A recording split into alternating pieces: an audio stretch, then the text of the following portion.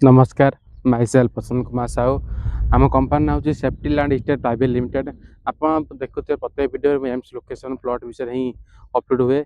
आज गोटे भल प्लॉट विषय आपको कहबी आगुरी वीडियो प्लॉट विषय ही कही जोटा आम जो रिंग रोड जाऊँगी एम्स पछपटे से 200 लगे जो प्लॉट ए सेलिंग चलती आउ से प्लॉट लिमिटेड प्लॉट्स एवेलेबल अच्छी देखिपे ये केते लोक आम सब डेभलप कर दिखाई यहाँ रही देखिपे पूरा आम लोकेशन रोचे एम्स मेडिकल पूरा